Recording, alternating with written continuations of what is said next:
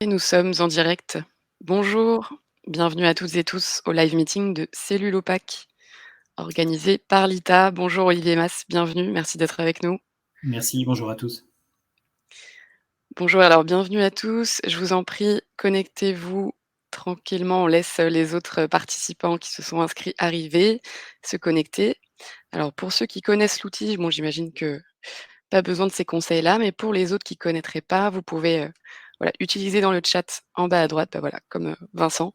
Bonjour Vincent, vous pouvez nous dire bonjour, nous dire, d'où vous venez, comment vous avez connu l'ITA, comment vous avez connu Cellule Opaque et nous confirmer que vous nous entendez bien, que vous nous voyez bien. Voilà, donc on laisse encore quelques minutes peut-être pour les autres qui se connectent. En attendant, voilà, donc pour ceux qui connaissent pas l'ITA, on c'est une plateforme citoyenne d'investissement responsable. Donc c'est un plaisir de, voilà, de vous retrouver pour un nouveau live pour ceux qui connaissent, déjà. Pour ceux qui me connaissent pas, moi je suis Émilie Brosseau, donc chef de projet en levée de fonds chez l'ITA.co et je suis conseillère en investissement responsable. Donc voilà, j'ai le plaisir aujourd'hui d'accompagner, Cellule Opaque dans sa levée de fonds participative en obligations. Donc on pourra rentrer en détail, sur les conditions de l'investissement, heu, à la suite du live. Donc on est avec Olivier Mas aujourd'hui, donc fondateur et président, de l'entreprise Cellule Opaque. Donc, merci beaucoup Olivier d'être avec nous. Donc pour vous faire un petit rappel de contexte, Cellule Opaque est en levée de fonds, donc actuellement en phase de pré-collecte, c'est-à-dire que vous pouvez réserver votre investissement en attendant que les souscriptions, soient ouvertes. Donc l'objectif de Cellule Opaque sur l'ITA, c'est de financer donc, d'atteindre 500 000 € en participation et aujourd'hui, plus de 600 000 € d'intentions d'investissement ont été reçus à ce jour par 350 personnes, donc ce qui annonce une collecte très express, très rapide et qui promet un vrai succès, pour cette levée de fonds. Voilà, pour vous rappeler aussi le programme de ce live, donc ça va durer 45 minutes à 1 heure avec une présentation donc, par Olivier de Cellule Opaque et des raisons de la levée de fonds. Et ensuite, on aura un temps d'échange ensemble, donc une trentaine de minutes pour répondre à toutes vos questions. Voilà, donc pour ceux qui ne connaissent pas l'outil, vous pouvez poser vos questions directement dans l'onglet «Questions», donc qui est en bas à droite, du chat. Je vous invite vraiment à les poser dans cet onglet-là pour qu'elles soient traitées, à la fin. Si vous le souhaitez aussi pour certaines ou certains, vous pourrez aussi monter sur scène, donc activer votre caméra et échanger directement avec nous. Voilà, donc on peut passer, je pense, à la présentation. J'espère que tout le monde nous entend bien et voit bien la présentation. Je te laisse le micro, Olivier, si c'est bon pour toi. Très bien, eh bien, bonjour à tous. Je suis donc Olivier Mas, le fondateur et le président de la société Cellule Opaque. Merci de nous rejoindre sur ce chat pour que qu'on puisse vous expliquer quel est le projet, quelle est la société et qu'est-ce que l'on veut faire demain. Alors, Cellule Opaque, donc il y a un rapide sommaire avec un rappel de notre activité, quelle est l'équipe, quelle est la technologie que l'on utilise, quelles sont les réalisations que l'on a déjà faites depuis notre création en 2013, quels sont les projets ou les principaux projets pour 2023 et pour la nouvelle usine que l'on est en train de démarrer, avec une projection aussi avec les nouveaux marchés que l'on vise, et du coup, quels sont nos besoins pour mettre en place tout ça. Alors, sur l'activité, Cellule Opaque, c'est donc une société familiale ou quasi familiale, puisqu'il y a l'un des actionnaires qui est amical, mais qui ne fait pas partie de la famille ou de la belle famille. On a créé la société en 2013. On l'a créée complètement de zéro, puisqu'on n'avait pas de bâtiment, pas de clients, pas de fournisseurs, pas de salariés. Donc, c'était un démarrage from scratch, comme on dit en bon français. Et notre métier, c'est de développer, de fabriquer et de commercialiser des emballages en cellulose moulée, c'est-à-dire des emballages qui sont faits à partir de papier ou de carton. Je vais vous expliquer après en quoi ça consiste. Alors, cellulose moulée, c'est un terme qui ne parle pas forcément à tout le monde, mais en fait, les applications sont très connues puisque c'est principalement les boîtes à œufs, les porte-gobelets, les calages pour les bouteilles de vin, quelques objets comme ça qui sont les best-sellers en cellulose moulée, mais on va vous expliquer que nous, on est spécialisé pour faire de l'innovation et du développement, et donc sortir des grandes séries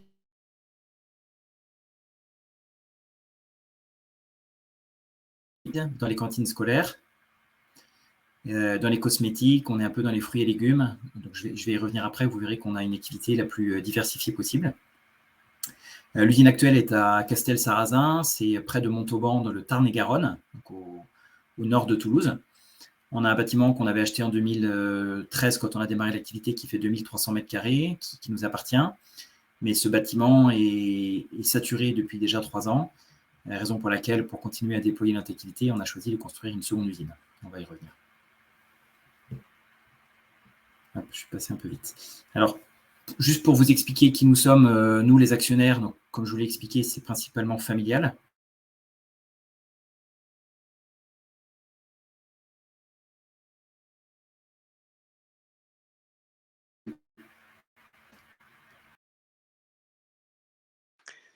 Ah mince, je pense qu'il y a eu un petit souci de connexion du côté d'Olivier. Vous me confirmez? Ouais, il y a plus de son. On a perdu, Olivier, il a dû, avoir un ah c'est bon. Excusez-moi, je suis en déplacement, il y a du coup un... Ça y est, c'est bon, c'est revenu. Et Oui, du pas coup, de souci. la présentation qui a sauté. Ouais, alors je me suis rendu compte que par contre, j'ai pas mis la dernière version. Tant pis, on va travailler sur celle-là. Alors, on est donc une société familiale avec 2 actionnaires qui sont directement impliqués dans l'opérationnel de la société, à savoir Audrey Mas, qui est donc mon épouse et qui a une expérience en marketing et en développement de produits grande conso. Et moi qui suis donc le président et qui fait une école de commerce également, la même qu'Audrey, mais qui suis plutôt orienté finance, gestion. Et voilà. Mais sont moins opérationnels que nous. Sur l'équipe opérationnelle, donc bon, peut-être sans s'étaler trop sur les noms des personnes, ça va pas vous parler.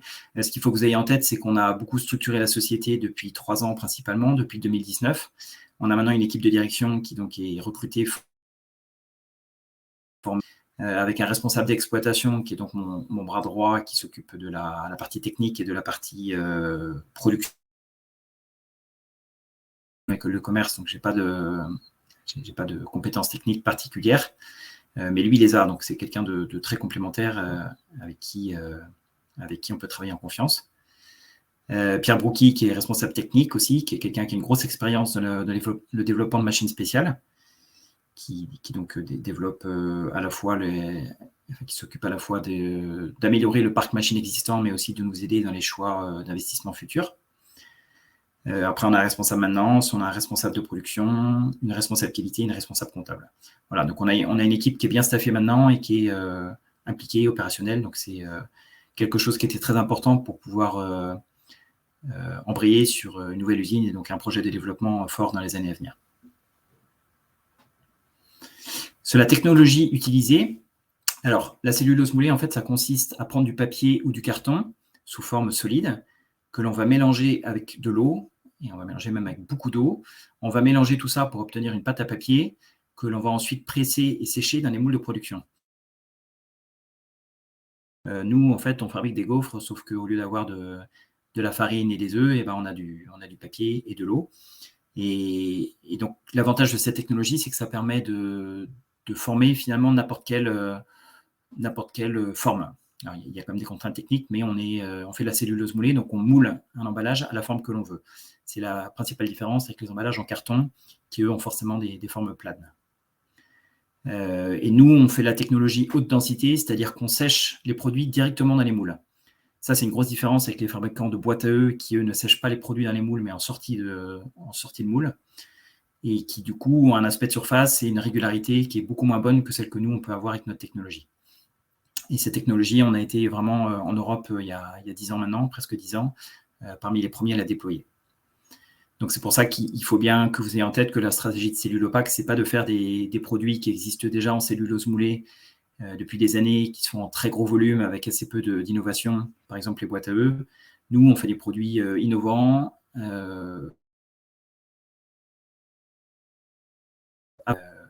puisque c'est dans l'air du temps avec la transition écologique que tout le monde connaît. Voilà pour la technologie. Les réalisations. Alors nous, qu'est-ce qu'on fait ? On a démarré l'activité en faisant des porte-gobelets. Alors, les porte-gobelets, vous connaissez l'application, c'est principalement dans les McDo, Starbucks, KFC, etc., que c'est utilisé en France. Nous, on ne vend pas ces grands comptes-là parce qu'on n'a pas la capacité de production nécessaire et puis on ne veut pas non plus se retrouver face à des grands donneurs d'ordre comme McDo. Donc, on travaille surtout avec des distributeurs. Alors, on me demande souvent qui sont nos clients sur les porte-gobelets. C'est beaucoup à l'export parce qu'on fait 70% d'export à peu près sur les porte-gobelets, en Angleterre, en Allemagne, enfin sur tous les pays limitrophes. Et en France, on vend un métro, par exemple. C'est-à-dire que celui qui a une petite, je sais pas, un petit commerce qui vend des kebabs et qui a besoin d'un carton de porte-gobelet qui va passer dans le mois, il va aller l'acheter chez Métro. Et Métro, nous, on va lui vendre en gros. Donc, tout le monde y trouve son compte. Donc, les porte-gobelets, ça, c'est le premier produit qu'on a développé. C'est ça qui nous a permis de faire un produit. Le temps de développer nos innovations derrière. Et donc, les innovations, on en a développé pas mal, puisque vous voyez un peu pour des coquetiers pour des œufs à la coque qui sont vendus, enfin que l'on vend à Dossi, au groupe Dossi. On vend aussi des petites billes pour des trichogrammes, c'est-à-dire c'est des petites billes en cellulose moulée qui sont comment dire, remplies de larves d'insectes. Et ces larves d'insectes, elles vont être répandues par drone dans les champs de maïs pour lutter contre les parasites, notamment la pyrale de maïs dans les champs de maïs. Donc, c'est des applications qui permettent de véhiculer des solutions d'agriculture biologique. Donc, vous voyez qu'on est loin des boîtes à œufs et des applications très standards que l'on connaît. Donc, ça, c'est des produits qui sont très techniques, très à valeur ajoutée, qui demandent du temps à développer, mais ça, c'est des choses qu'on aime bien faire. La restauration collective, on a développé des barquettes alimentaires qui viennent complètement se substituer aux barquettes plastiques, puisqu'il faut savoir que dans les cantines scolaires, tous les barquettes plastiques seront interdites à partir de 2025. Et donc, à partir de 2025, dans les cantines scolaires, il y aura soit des solutions à usage unique, mais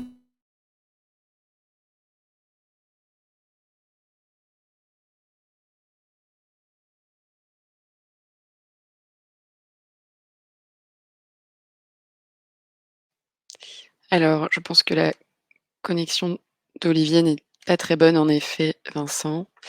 De mon côté aussi, ça saute beaucoup. Olivier, est-ce que tu nous entends? Ouais. Bon, c'est un petit peu, les aléas du direct, finalement. Excusez-nous, hein, pour ce petit souci technique. On attend de voir s'il trouve une solution. bien, je suis En désolé, hein. Ça a coupé, ça a coupé. Pas de souci. C'est vrai que ça saute de temps en temps, du coup, il y a des mots-clés, on a l'impression de pas pouvoir Je les peux pas couper ma caméra déjà, entendre. peut-être, pour Oui, peut-être que ça peut enlever de la bande passante. bon, On va faire le on test. va essayer sans la N'hésitez pas à caméra nous déjà. confirmer, Vous m'entendez bien, c'est bon? là, c'est bon. D'accord, ok. Dans le chat, confirmez-nous, hein, si, il y a encore des coupures, on verra pour trouver une solution. Ok. Je laisse ça. Je vais couper la caméra, je pense que ça sera déjà mieux. Donc, je ne sais pas si vous m'avez entendu, du coup, je répète sur la solution barquettes pour la restauration collective, où donc les barquettes plastiques seront interdites dans toutes les cantines scolaires à partir de 2025. Et donc, il faut des solutions alternatives aux barquettes plastiques. Donc, il y a deux solutions. Soit c'est la nôtre, à savoir des barquettes qui restent à usage unique, mais qui sont vertes, puisqu'elles sont compostables et biodégradables. Soit des solutions avec la possibilité de réutiliser les plats, comme des plats en inox, par exemple. Voilà, ce qui nous pose pas de problème. À partir du moment où le marché se répartit sur ces deux solutions, les volumes sont très importants, donc il n'y a pas de problème à ce qu'il y ait plusieurs réponses alternatives à l'arrêt des barquettes plastiques dans la restauration collective. Pour les barquettes fruits et légumes, donc ça c'est la loi AGEC qui interdit, alors c'est un peu compliqué parce qu'il y a des dérogations pour certains fruits, etc. Mais ce qu'il faut retenir, c'est que normalement, dans la grande distribution, les barquettes plastiques sont interdites depuis le 1er janvier 2022 pour tous les fruits et légumes. Donc ça crée aussi des alternatives importantes pour nous, puisque des opportunités intéressantes, puisque les deux seules alternatives aux barquettes plastiques pour les fruits et légumes, c'est des barquettes en carton ou des barquettes en cellulose moulée. Voilà, et soucieux de se développer et d'avoir une clientèle diversifiée, on est aussi dans les cosmétiques et spiritueux. Si vous avez acheté un calendrier de l'Avent, l'Occitane en Provence en décembre dernier, vous aurez pu noter que l'intérieur du calendrier, c'est-à-dire la cale avec les 24 cavités qui contiennent les 24 produits de l'Occitane en Provence, est en cellulose moulée et a été faite par Cellulopac pour réduire drastiquement la part de plastique dans cet emballage. Donc ça, c'est aussi des développements qui nous sont chers. Donc oui, ce qu'il faut retenir sur la réalisation, c'est que depuis 2013, on a fait donc des porte-gobelets au départ, mais qu'on s'est aussi pas mal développé dans plusieurs secteurs, avec plusieurs clients, pour bien sûr ne pas être dépendant d'un marché.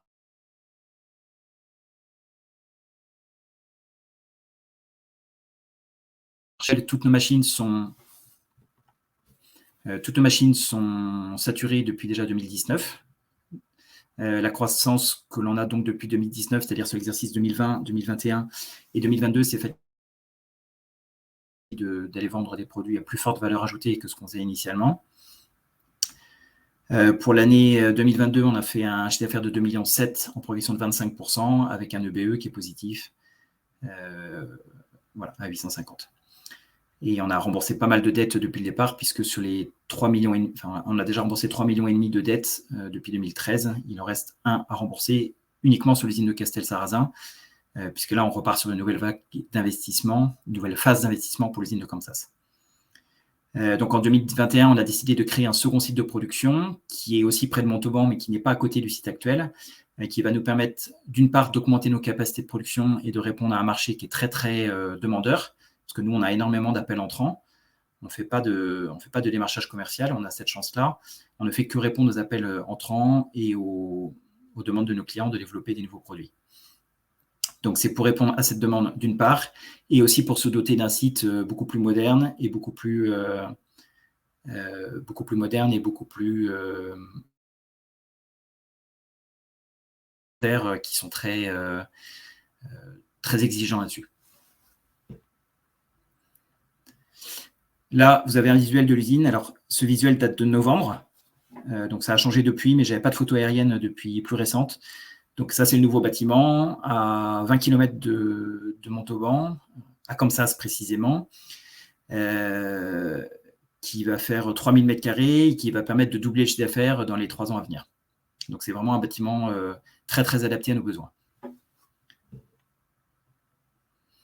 Alors, sur cette usine, justement, faut savoir que cette usine, elle est basée dans une zone qui est très attractive puisqu'on est entre Montauban et Toulouse.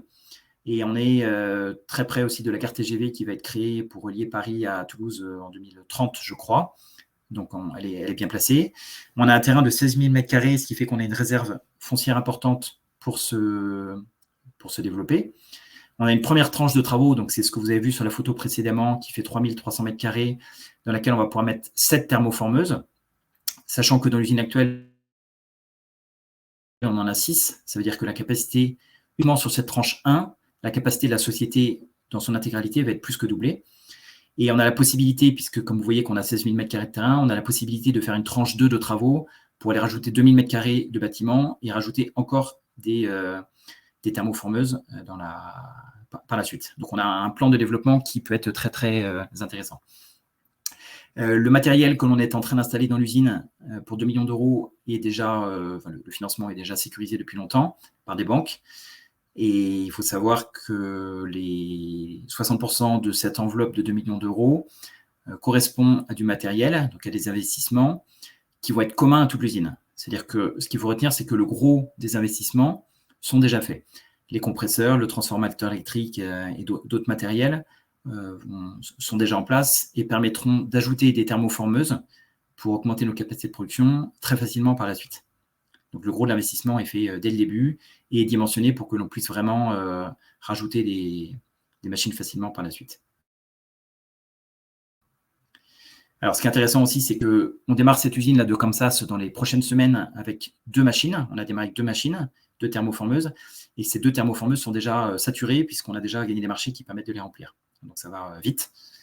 Alors, comment est-ce qu'on occupe ces machines? On a gagné un marché sur les barquettes avocats que vous pourrez retrouver dans la grande distribution chez Lidl, chez Carrefour, etc.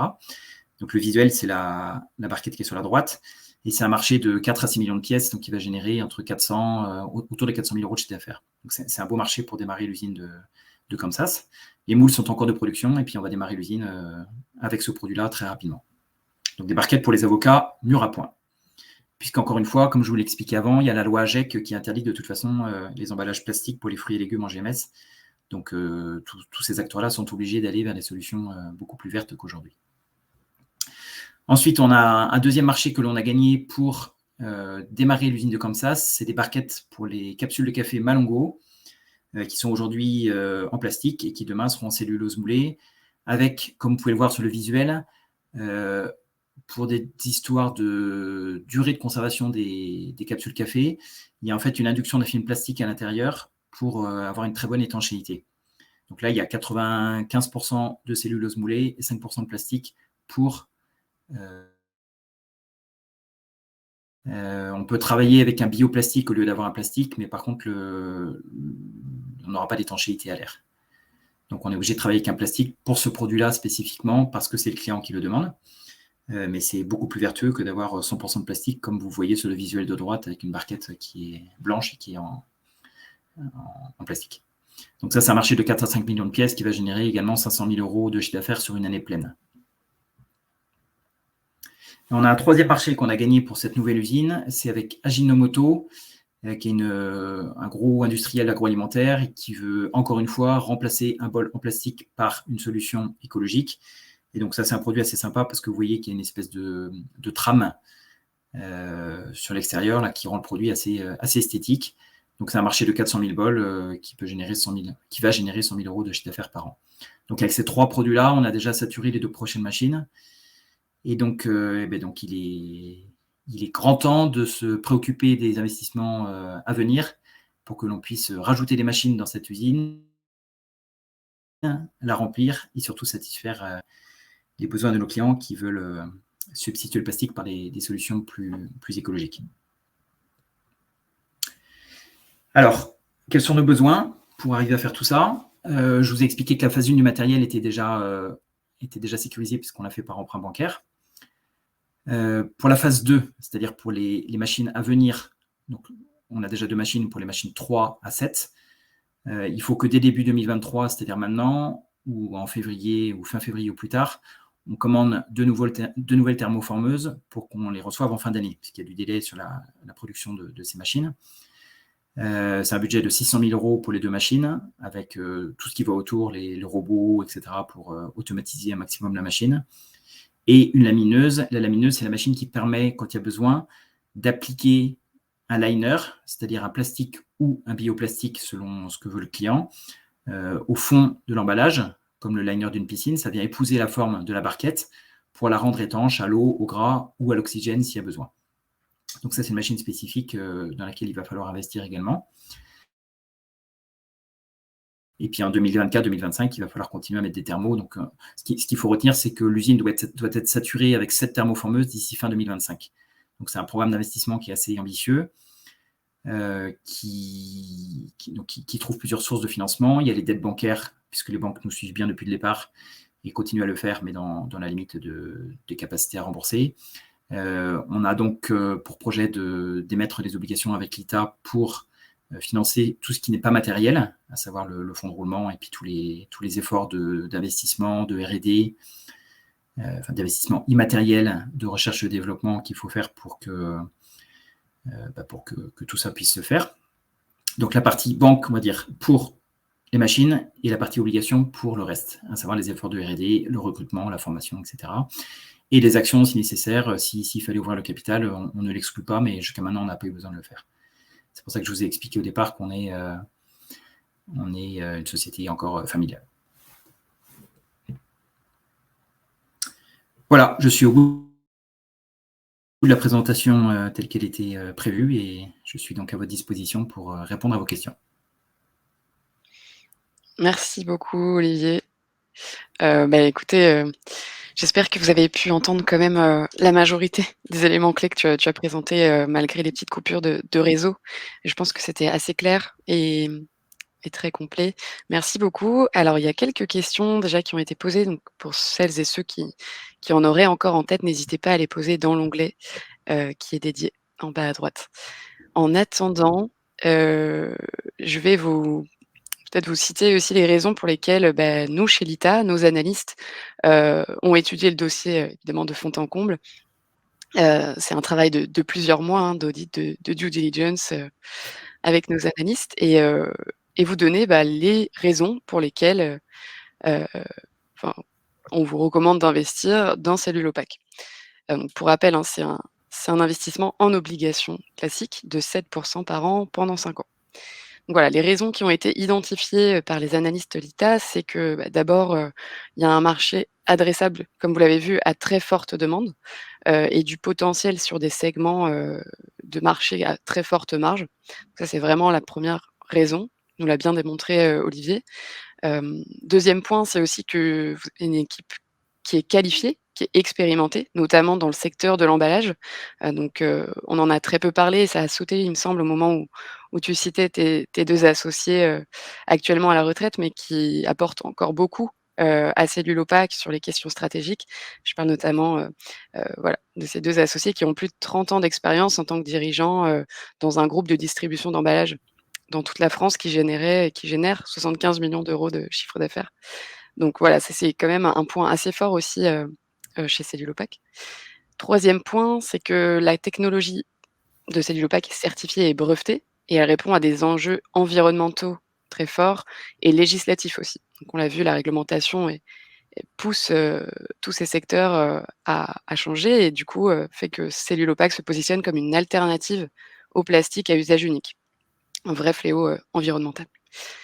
Dernier point, c'est aussi, qu'il y a un réel savoir-faire. Donc c'est la vraie valeur ajoutée de Cellule Opaque et qu'avec plein de barrières à l'entrée, donc c'est-à-dire qu'aujourd'hui, c'est très dur de rentrer sur ce marché, même s'il y a des concurrents, hein, on va le voir, il y a des questions, j'ai vu, à ce sujet-là, mais c'est quand même, très difficile, d'atteindre les mêmes avantages, concurrentiels sur ce secteur, sur cette industrie, notamment avec les investissements de R&D, qui sont très actifs chez Cellule Opaque. Voilà donc les 4 raisons, voilà, qu'on a mises en avant. Vous aurez accès au dossier d'investissement réalisé par l'ITA très prochainement. Normalement, il vous sera envoyé en fin de journée. Ça vous permettra d'avoir vraiment une vision, plus élargie pour ceux qui connaissent pas, heu, ce type de document.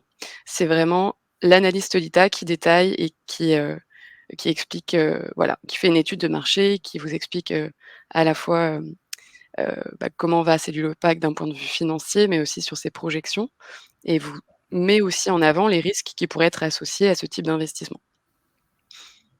Voilà, donc on peut passer aux questions. Alors n'hésitez pas à voter pour vos questions «préférées» entre guillemets. Elles seront, voilà, elles seront traitées en priorité. Alors on a une première question, Olivier, qui nous est posée, donc c'est une question de Célia.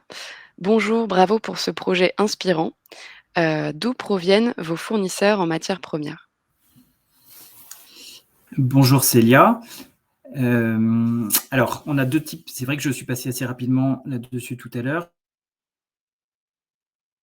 On a 2 types de matières premières. On a soit de la matière recyclée, c'est-à-dire que là, on utilise les déchets, notamment de l'usine, voisine qui est à 50 mètres de la nôtre. Donc là, c'est des déchets de papier carton. Alors, en principe, ça pourrait être n'importe quel papier carton, sauf que nous, on est assez exigeant sur le tri, c'est-à-dire qu'on ne veut pas qu'il y ait de contaminants du type, scotch, agrafe, plastique, etc. Donc, en fait, on utilise de la matière recyclée, mais qui est post-industrielle, c'est-à-dire des déchets industriels. Et on n'utilise pas la matière recyclée qui vient du Leclerc à côté parce qu'elle n'est pas assez bien triée, assez propre pour nous. Et les applications que l'on a à partir de matière recyclée, c'est principalement les porte-gobelets. Ça peut être aussi des calages pour l'électroménager, même si pour l'instant on n'en fait pas trop. Mais ça peut être des calages pour les cosmétiques comme le calendrier de l'Avent pour l'Occitane en Provence dont je vous ai parlé tout à l'heure. En tout cas, c'est toutes les applications qui n'ont pas besoin d'aptitude au contact alimentaire. Puisque quand on dit recycler, ça veut dire que le papier ou le carton a été recyclé X fois et que du coup, on n'a pas de traçabilité. Donc, on ne peut pas garantir que vous pouvez manger directement dessus sans risque pour vous. Donc, l'avantage de cette matière, c'est qu'elle est relativement facile à trouver pour nous, en tout cas, qui ne sommes pas des gros consommateurs à l'échelle des cartonniers, par exemple, en France. Donc, elle est relativement facile à trouver et qu'elle est relativement bon marché. Et l'autre matière que l'on utilise, c'est du coup de la matière vierge, c'est-à-dire la première transformation du papier après le tronc d'arbre. Ça, on a fait aussi beaucoup d'efforts de sourcing pour les acheter en France, ou en tout cas principalement en France, parce qu'on a aussi un fournisseur qui est à la frontière espagnole, du côté espagnol. Donc en tout cas, c'est très proche.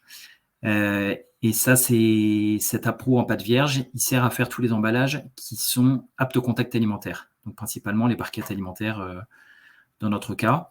Donc l'avantage, c'est que c'est vierge, donc on sait exactement ce qu'il y a dedans et on est serein sur l'aptitude au contact alimentaire, comme je vous le disais.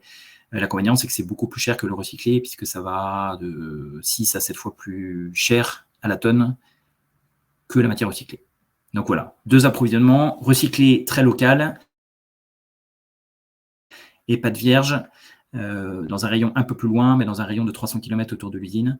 Et en tout cas, pas d'apport on nous pose souvent la question, est-ce qu'on fabrique des emballages à partir de résidus de canne à sucre, par exemple, parce que c'est ce que nos confrères asiatiques font.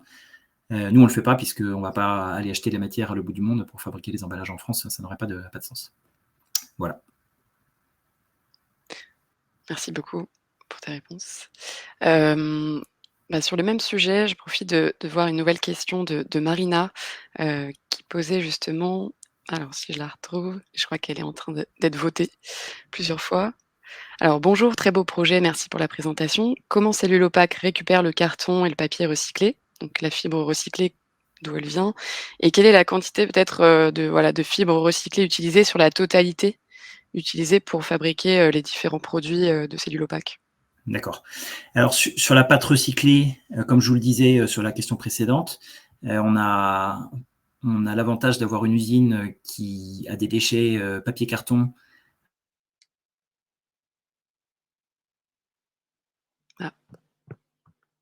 C'était un des critères de choix.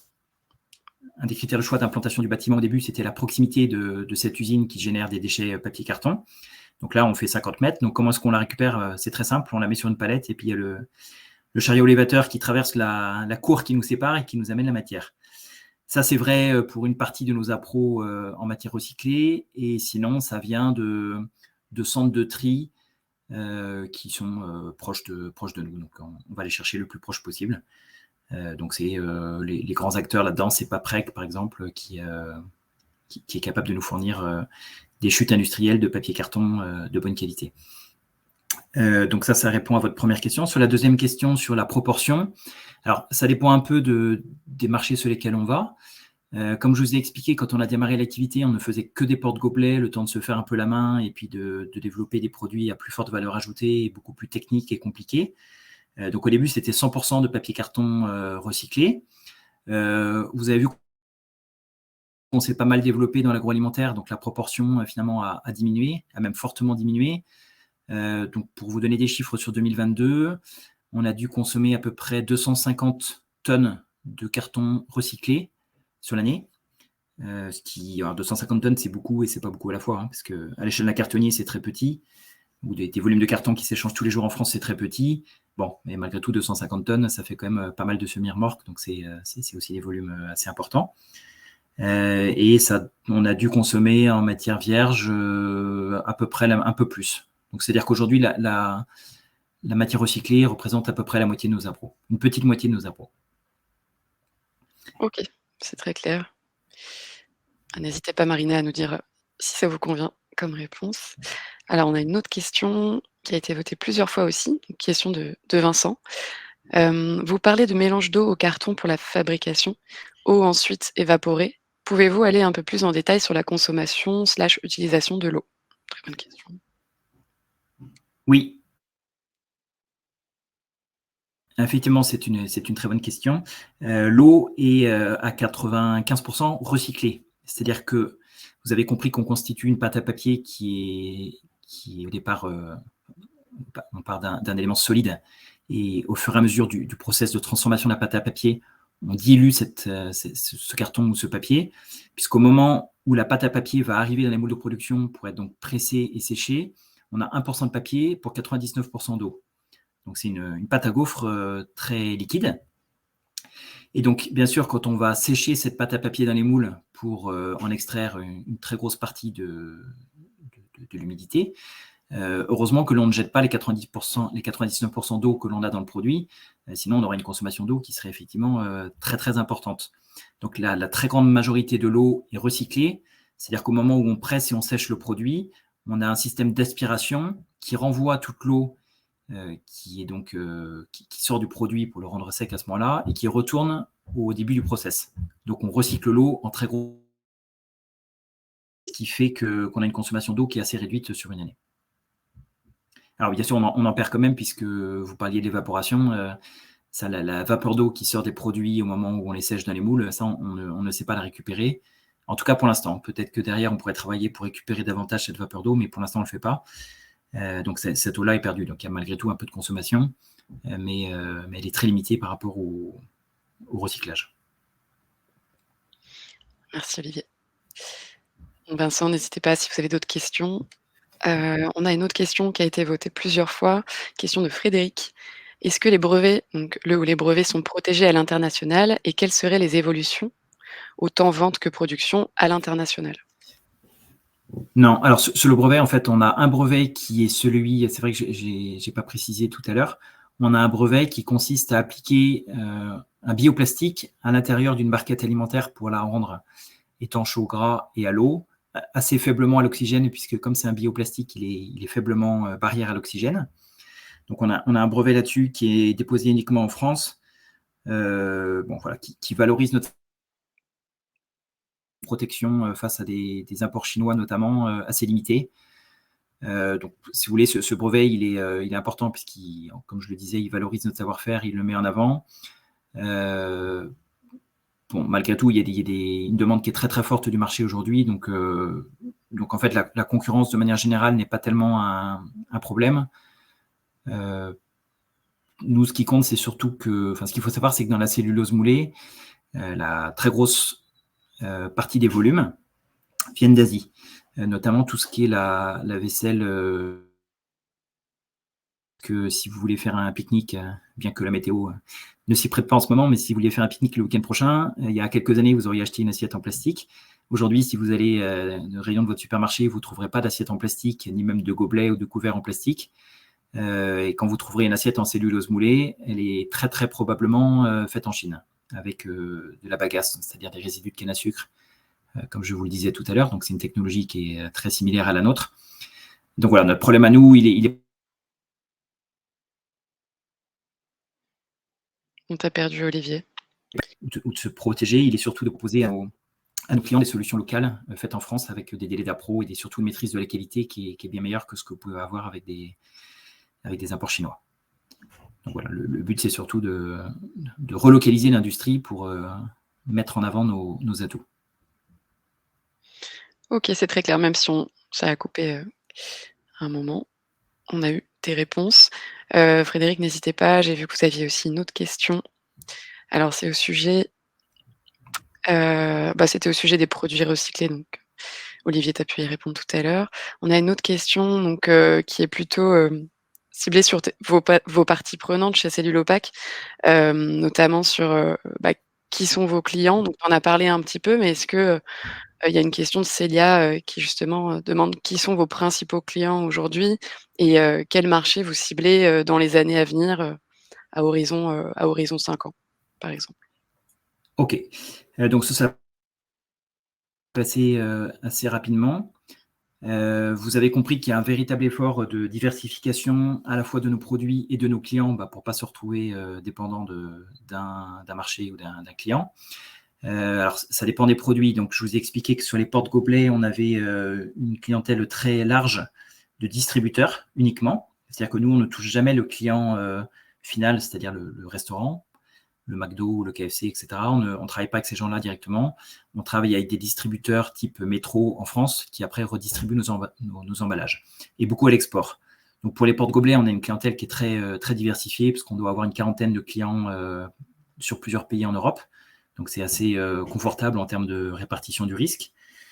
Après, on a donc des produits spécifiques. Je vous ai parlé tout à l'heure des coquetiers que l'on fait pour... ça, c'est un produit spécifique qu'on fait pour un seul client qui est le groupe Dossi. C'est Cocotine, la marque. Ensuite, on a les billes pour les trichogrammes, qui sont donc les solutions d'épandage de l'agriculture biologique. Ça, on a 3 clients. On en a un qui est en France, qui s'appelle Biotop. On en a un en Allemagne et on en a un au Canada, avec à chaque fois des moules et des formes un peu différentes. Dans les cosmétiques, je vous ai expliqué qu'on travaille avec l'Occitane en Provence. On a aussi un deuxième calendrier de l'Avent qu'on fait pour un client qui n'est pas très connu, qui est en Allemagne. Pour la partie agroalimentaire, on a un gros partenaire qui est dans le nord de la France, qui est un fabricant de barquettes plastiques, enfin qui était un fabricant de barquettes plastiques, et qui complète son offre avec nos barquettes à nous. Donc des barquettes en cellulose moulée, de manière à proposer des barquettes plastiques à ceux qui en veulent et des barquettes cellulose moulée à ceux qui en veulent également. On a un client qui s'appelle Pizza de Manosque, qui est donc à Manosque, comme son nom l'indique, qui fait des pizzas surgelées. Et si vous achetez des mini pizzas, notamment dans les intermarchés, vous verrez que les emballages sont en cellulose moulée et qui viennent de chez nous. Donc voilà, bon, je vous ai cité là vraiment le gros de nos clients. Encore une fois, on essaie de diversifier nos produits et nos clients pour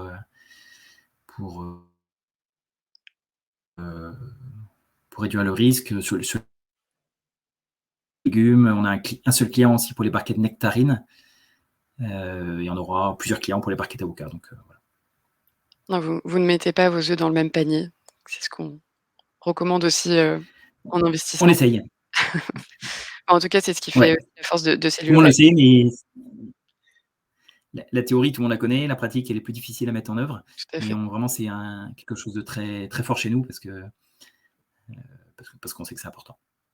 Et que vous réussissez à le faire en étant rentable. Ouais, oui, il faut continuer l'effort pour encore une fois se diversifier au maximum.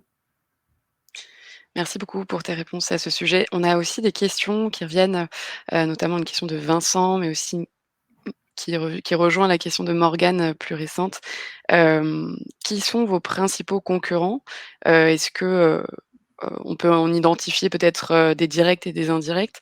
Et comment se différencie Cellulopac aujourd'hui vis-à-vis d'eux? Et dernière question, envisagez-vous à terme d'être racheté par un concurrent? Qu'on peut faire, une par une, si tu veux. Alors, nos principaux concurrents, quand on a démarré en 2013, on n'avait quasiment pas de concurrents, puisqu'en fait, ceux qui existaient, les acteurs français en tout cas qui existaient déjà, ne faisaient que de la cellulose moulée grande série, ce qu'on appelle la méthode conventionnelle, ce que je vous ai expliqué tout à l'heure. En gros, les trois acteurs qui existaient faisaient tous soit des boîtes à eux, ou des plateaux à eux, soit des calages pour le vin, comme vous achetez une bouteille de vin, pardon, pas une bouteille, vous achetez un coffret avec 6 bouteilles. Vous avez un intercalaire entre les bouteilles là, pour pas qu'elles s'entrechoquent et qu'elles se cassent. Donc ça, c'est un marché qui est très connu depuis longtemps aussi. Et le troisième marché, gros volume, donc, en plus des boîtes à eux ou des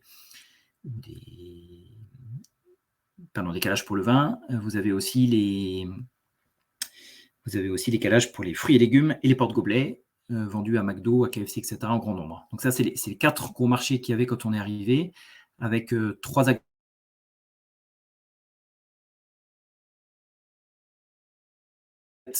qui font des petites séries ou des séries spécifiques avec de l'innovation, du développement. Jusqu'à aujourd'hui, il n'y en a pas. Donc, sur notre segment, on est relativement seul.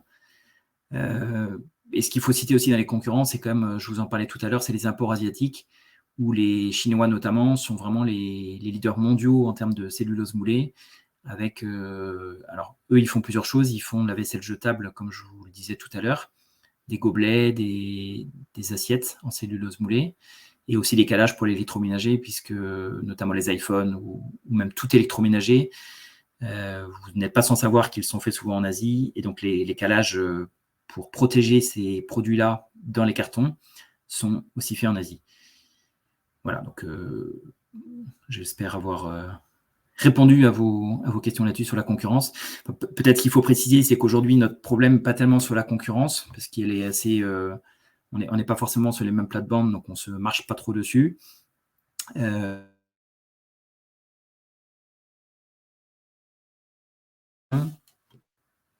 Alors ça a coupé. Ah bah voilà, on l'a perdu. Bon, excusez-nous pour cette petite coupure. C'est vrai qu'à chaque fois, ça coupe au moment où ça laisse un peu de suspense à chaque Voilà. fois. Je suis désolé, hein, ça a encore sauté, là, c'est revenu. Pas de souci.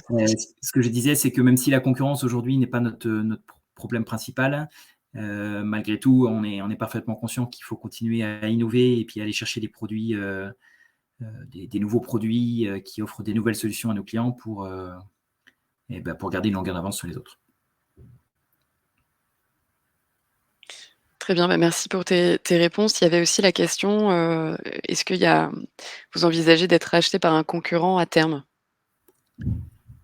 Non, on n'envisage pas d'être acheté par un concurrent parce que ça fait 10 ans que l'on existe. Moi, j'ai 41 ans, donc la retraite, surtout par les temps qui courent, n'est pas pour demain. Donc j'ai encore beaucoup d'énergie et de volonté de développer.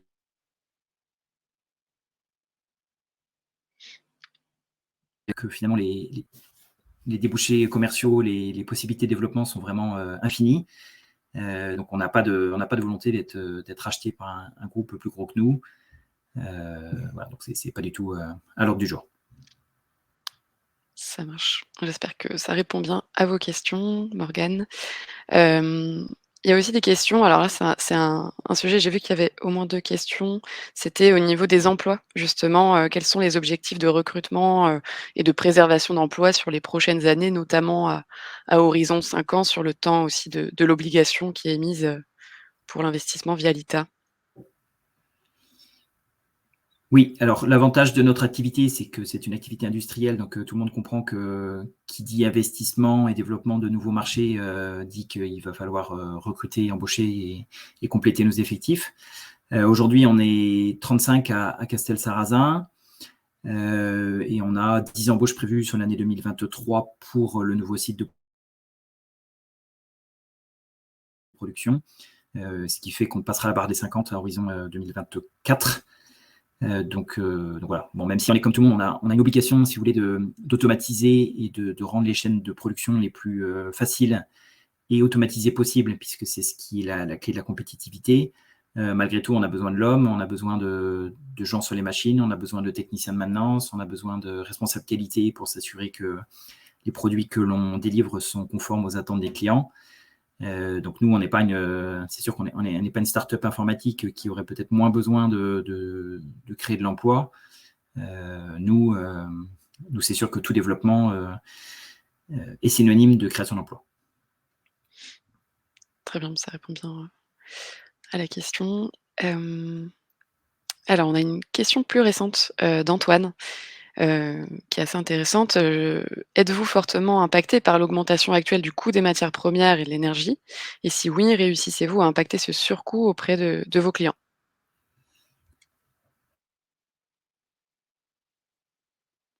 Alors sans surprise, oui, on est impacté par l'augmentation des coûts. Alors sur l'aspect papier, il y a eu une hausse qui a été forte, aussi bien sur le recyclé que sur la pâte vierge en 2021. Les prix se sont stabilisés sur, on va dire la moitié de l'année 2022 et ça a quand même diminué après l'été. Un peu diminué, même pas mal diminué sur la partie recyclée et un peu moins sur la partie vierge, sur le dernier semestre de l'année 2022. Donc sur le papier, oui, même si ça s'est pas mal stabilisé quand même. Sur l'énergie, ça c'est un autre problème. Alors sur le site de Castelsarrasin, on a toujours un contrat qui court jusqu'à fin 2024, qu'on avait souscrit il y a longtemps déjà, donc on a été impacté, mais sûrement moins que d'autres. Ça a permis quand même de limiter la hausse. Et sur le nouveau site, on a pris il y a longtemps déjà le parti de mettre des panneaux solaires sur toute la toiture. Donc on a 2000 m² de panneaux solaires avec 100% d'autoconsommation, ce qui fait que ça va limiter aussi la hausse du prix de l'énergie. Bon, malgré tout, c'est sûr que nous, on est quand même une activité qui est fortement consommatrice d'énergie, on appelle ça. Et c'est pas de gaz, par contre, on est tout élec.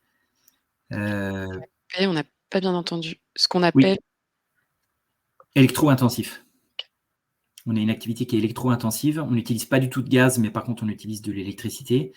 Donc voilà, il faut qu'on fasse attention à nos consommations. Et les panneaux solaires, ça, je ne sais pas si vous avez entendu, qu'on s'était doté de 2000 m² sur la nouvelle usine de panneaux solaires, ce qui fait qu'on sera autonome en énergie à certains moments, en tout cas avec les premières machines. Avec les suivantes, bien sûr, on plafonnera. Est-ce qu'on arrive à impacter ce surcoût à nos clients? Oui. Oui, parce que de toute façon, les clients ne sont pas surpris, ils savent bien que tous les prix augmentent. Donc on les impacte au fur et à mesure. Mais bon, on préférait augmenter légèrement les prix pour augmenter nos marges plutôt que ne faire que répercuter la hausse de nos propres coûts de production. Donc voilà, c'est des sujets auxquels on est bien sûr très vigilant. c'est très clair. Merci beaucoup pour tes réponses. Alors, on a une autre question de Vincent. Quelle est la facilité de créer de nouvelles formes avec les machines? Oui, c'était en lien avec ce que tu disais tout à l'heure sur le fait de trouver de plus en plus de formes à fabriquer. Alors, il faut quand même pondérer ça, à savoir que c'est bien c'est bien d'être diversifié, de faire finalement, d'être dans l'innovation et de lancer de nouveaux produits. Malgré tout, notre process est assez lourd à mettre en œuvre, avec notamment la fabrication de moules sur mesure et qui sont difficiles à concevoir et onéreux. Donc en fait, pour nous, la clé quand même en termes stratégiques, c'est de trouver un juste milieu dans les marchés. On ne peut pas aller chercher des marchés qui sont trop petits. Tous les jours, on nous sollicite pour des marchés à 1000 pièces ou 2000 pièces. Ça, c'est pas viable parce qu'on passe trop de temps à développer la hauteur. Donc les marchés trop petits, on ne peut pas les faire. Et les marchés trop gros, ils ne sont pas pour nous non plus, parce que, comme je vous disais, des marchés vraiment de masse, type porte-gobelet pour McDo, ou boîte à œufs, ou calage pour le vin, ça, c'est des choses que d'autres font déjà très bien, et donc on n'a aucune valeur ajoutée à aller là-dessus. Donc ça, c'est aussi notre expérience qui commence à jouer là-dessus, notamment pour Audrey qui s'occupe du commerce. Savoir répondre aux appels entrants et assez vite aiguiller les projets qui ont un avenir à la fois pour le client et pour nous, et ceux qu'on ne pourra pas faire aboutir. Donc, ce que je reprécise, c'est que les appels entrants, je vous l'ai dit tout à l'heure, mais on ne fait jamais de démarchage, en tout cas jusqu'à maintenant. Et donc, on répond aux appels entrants qui sont très nombreux, avec des grands noms de l'agroalimentaire aussi. On a travaillé pour Danone, pour Nestlé, pour les cosmétiques, pour L'Oréal, pour Pierre Fabre. Shiseido, enfin, on a vraiment des grands noms qui tapent à notre porte. Je pense à Decathlon aussi qui voulait créer des cales pour certains produits. Donc c'est vraiment intéressant d'être sollicité par ces gens-là. Malgré tout, c'est pas forcément avec ces gens-là qu'on arrive à développer du business, puisque c'est pas toujours avec eux qu'on avance le plus vite. Donc voilà, il y a un vrai notre savoir-faire, c'est quand même de savoir trier les appels entrants et puis de mener les projets les plus pertinents jusqu'au bout. En essayant de sortir, si on arrive à continuer sur ce rythme en sortant 2-3 innovations par an, on va dire, c'est déjà très bien. En effet, merci beaucoup pour tes réponses. Alors, il nous reste quelques minutes, juste pour rappeler à nos participantes et participants que l'investissement, là, actuellement, donc via l'ITA, il va pouvoir se faire en obligation. Donc, vous allez acheter des obligations, qui vous permettent, de toucher 7 d'intérêt par an pendant 5 ans, avec un remboursement du capital de départ, qui sera fait à partir de la 4e année, de manière, constante. Donc voilà, vous pouvez investir à partir de 300 euros. Donc là, actuellement, la levée de fonds en cours sur l'ITA est en pré-collecte encore une fois, ce qui veut dire que vous pouvez réserver votre investissement, ce que je vous recommande de faire et d'ailleurs en parallèle, pour ceux qui n'auraient pas fait, de valider votre profil sur l'ITA pour pouvoir investir dès que la collecte sera ouverte, donc dans les prochains jours. Donc voilà, restez «aux aguets» entre guillemets parce qu'on est déjà en sursouscription sur la partie, réservation d'investissement. On est à près de 600 000 € de réservés déjà, alors que le montant maximum de la levée de fonds est de 600 000 €. Donc ça risque d'aller assez vite. Enfin ça risque, c'est pas vraiment un risque, c'est justement C'est un bon risque. c'est un bon risque. Voilà, donc cet investissement, il est éligible au PEA et PEA-PME à partir de 5 000 € sur l'ITA. Donc, pour aller, plus en détail sur, la partie fiscale de ces dispositifs, peut-être que vous connaissez pas pour certains d'entre eux, on pourra en discuter lors d'un rendez-vous avec un conseiller donc sur l'ITA. Vous allez sur notre site lita.co et vous prenez rendez-vous. Il y a un petit onglet en haut qui vous permettra de voilà, à votre convenance, choisir un créneau qui vous arrange pour, discuter de tout ça de manière gratuite. Voilà, le dossier d'investissement, donc comme je vous le disais, qui reflète l'analyse de l'ITA, qui fait à peu près, une trentaine de pages, vous sera envoyé en fin de journée ou dans la matinée de demain. Donc vous pourrez le consulter et je vous invite à le faire avant d'investir, en tout cas pour, appuyer votre décision, d'investissement. Voilà, donc est-ce qu'il nous reste quelques questions auxquelles on n'aurait pas répondu? Alors oui, on a une question de Morgane qui demande: «Quelle est la durée moyenne des contrats que vous concluez avec vos clients?» On finit juste ces 2-3 questions et après on ferme rideau.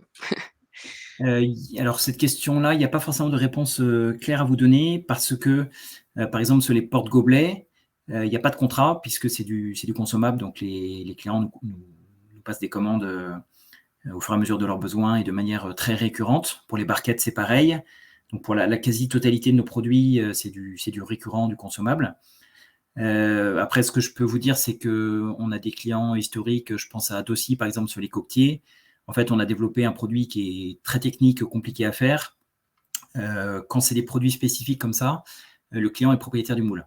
C'est-à-dire que le moule lui appartient, et nous, c'est le PAC, on n'a pas le droit d'utiliser le moule pour un de ses confrères ou un de ses concurrents, en tout cas. Donc, les deux. Après,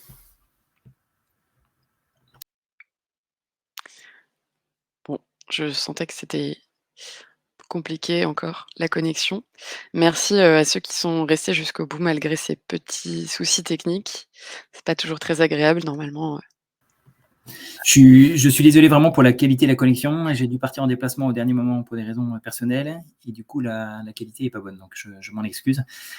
Je vous disais que pour les produits spécifiques, c'est le client qui était propriétaire du moule, et que du coup, il y avait une relation de facto de confiance entre les deux, et vraiment de long terme, puisque je pense que depuis 7 ou 8 ans, on n'a pas perdu un seul client dans tout le portefeuille que l'on a. Et au contraire, comme on fait de l'innovation et que tous les ans, on rajoute 2-3 nouveaux produits avec des nouveaux clients, le portefeuille ne fait que grossir. Donc, à nous de continuer à livrer bien en termes de qualité et de quantité pour qu'on conserve nos clients.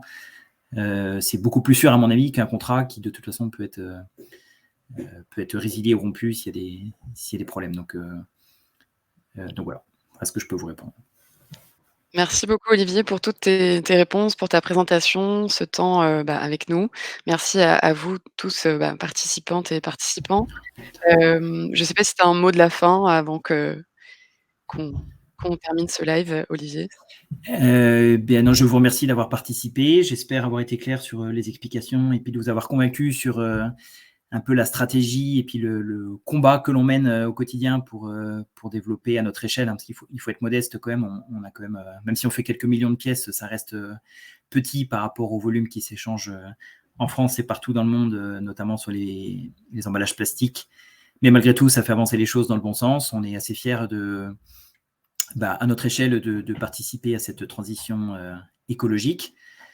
Et donc, j'espère que vous nous rejoindrez dans les semaines à venir pour que l'on contribue à mener à bien ce beau projet.